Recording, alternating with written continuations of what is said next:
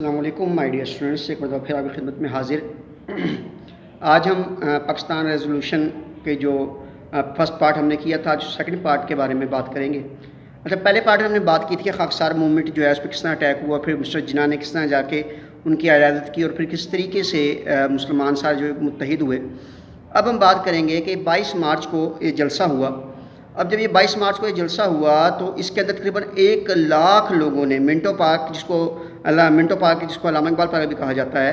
تقریباً 1 لاکھ لوگوں نے اس میں شرکت کی۔ اور 1 لاکھ لوگوں نے جب اس میں شرکت کی تو یہ اس بات کا مظہر تھا کہ مسلم لیگ کو اپنی ایک جماعت مان چکے ہیں۔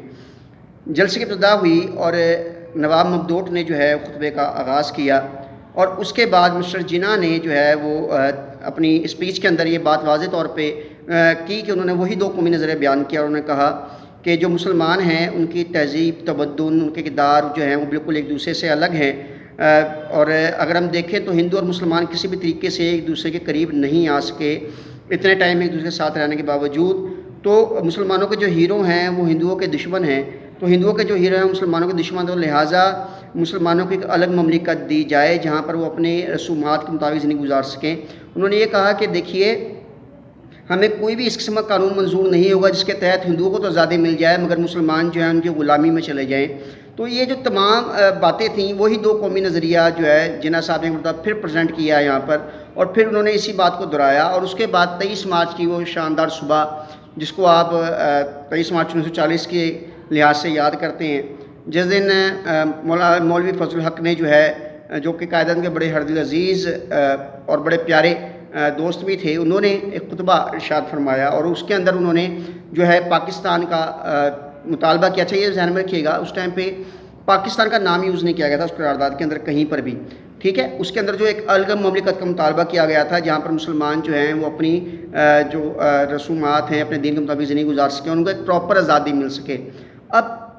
یہ جو پاکستان کا جو آپ کہتے ہیں پاکستان کے نام کہاں سے آیا، تو پاکستان نام 1946 میں پہلی مرتبہ استعمال کیا گیا تھا، ٹھیک ہے۔ تو یہ اصل میں قرارداد لاہور تھی، اور اس کے اندر جو ہے مولوی فضل الحق نے اسی بات پر زور دیا کہ ہمیں ایک الگ خطہ دیا جائے، ہمیں ایک الگ جو ہے مملکت دی جائے جہاں پر جا کر ہم اپنی تمام جو اقوال ہیں، اسلامی اقوال ہیں، اسلامی قوانین ہیں، ان کے تحت زندگی گزار سکیں۔ اور یہ تاریخ وہ تاریخ ہے جس دن مسلمانوں کو ایک نصب العین ملا۔ یہ وہ دن تھا جس دن مسلمان جو تھے انہوں نے یہ سوچ لیا کہ اب ہمیں ایک وطن کی طرف بڑھنا ہے۔ اس سے پہلے جو مسلمان تھے وہ ایک وطن کے لیے جد و جہد نہیں کر رہے تھے، وہ تو صرف اپنے رائٹس کے لیے جد و جہد کر رہے تھے، لیکن 1940 کے بعد مسلمانوں نے ایک الگ وطن کے لیے جد و جہد شروع کی، اور ان کو ایک راہ مل گئی جس راہ پر چل کر انہوں نے کامیابی حاصل کی، اور آخرکار 7 سال کی ایک طویل محنت کے بعد، ایک جد و جہد کے بعد مسلمانوں کو ایک ملک نصیب ہوا جس کا نام پاکستان رکھا گیا۔ اور اس ملک کے اندر پھر جو ہے مسلمان آج آپ کے سامنے اپنی زندگی گزار رہے ہیں، ٹھیک ہے۔ آج ہم اس لحاظ سے تو نہیں ہیں جس طرح قائد اعظم کا خیال تھا، لیکن پھر بھی انشاءاللہ وقت کے ساتھ ساتھ ریاستیں بہتر ہوا کرتی ہیں، تو انشاءاللہ بہتر سے بہتر ہوتے چلے جائیں گے۔ اور یہ بات ذہن میں رکھیے گا کہ اگر انگریز جو ہیں آزادی دیتے ہندوؤں کو تو ہمیں تو انہیں غلامی قبول کرنی پڑنی تھی، تو مسٹر جناح نے اسی بات کے اوپر زور دیا تھا کہ ہمیں ہندوؤں کی غلامی نہیں چاہیے، بیکاز ڈیموکریسی کے اندر میجورٹی کی حکومت ہوتی ہے تو مائنورٹیز پیس جاتی ہیں۔ تو اس بات کے اوپر جب بات ہوئی تھی تو مطالبہ یہ تھا کہ جو اسلامی اکثریتی صوبے ہیں وہاں پر مسلمانوں کی ایک حکومت قائم کی جائے، اور بعد میں آپ کے سامنے ہوا بھی ایسی۔